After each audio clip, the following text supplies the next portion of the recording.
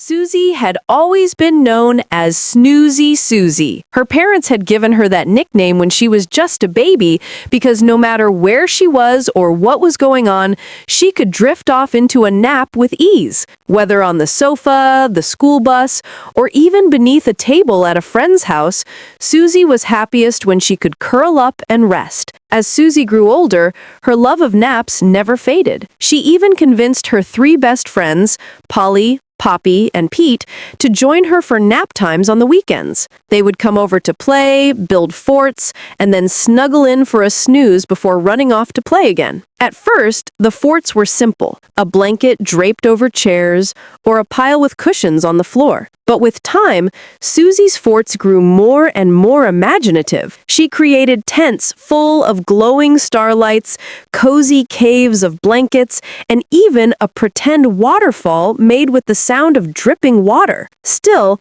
something bothered Suzy. Each of her friends had different needs to fall asleep, and she wanted a fort that made them all happy. Polly needed complete silence, while Poppy preferred soft sounds in the background. Pete loved warm, soft spaces, while Polly liked something firm to lie on. Poppy wanted total darkness, but Pete was afraid of it. No matter what Suzy built, it was never quite perfect for everyone. Then, one night, Suzy had a dream. She wandered through a twilight forest where the air smelled of pine and the wind whispered through the trees. In the middle of a clearing, she saw a koala sitting on a tree stump, gently strumming a ukulele. The koala looked up, smiled, and asked if she had come seeking an answer. Suzy explained her problem. She wanted to build the best blanket fort ever. The koala introduced himself as Coco and whispered a secret plan into her ear. All you need, he told her,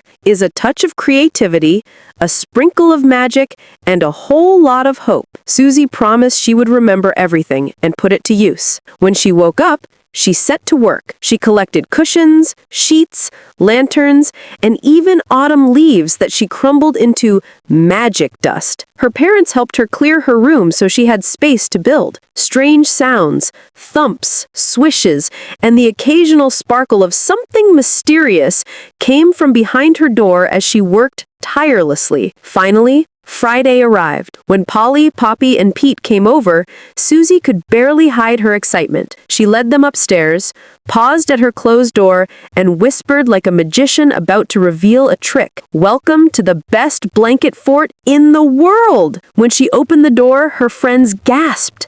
The room no longer looked like a room at all. It looked like a glowing forest. Sheets stretched like tree canopies, soft lanterns glimmered like fireflies, and beanbags waited like mossy stones in a clearing. Curtains hid secret little chambers for each friend. Polly's room was filled with lilac cushions and soundproofed walls so she could nap in silence. Poppy's chamber was pitch dark, but soft as clouds, with gentle sounds of waves and music floating in the air. Pete's nook with a tiny jungle glowing with golden light, complete with a leafy bed high up in a tree. And for Suzy herself, there was a simple white chamber, plain and cozy, where she could drift into dreams and visit Coco the koala whenever she liked. The four friends settled into their beanbags in the chill-out zone, talking and laughing until their eyes grew heavy. One by one, they slipped into their magical chambers, each perfectly suited for their own dreams. Before drifting off, Pete asked Suzy how she managed to make something so wonderful. Suzy smiled and repeated Coco's words.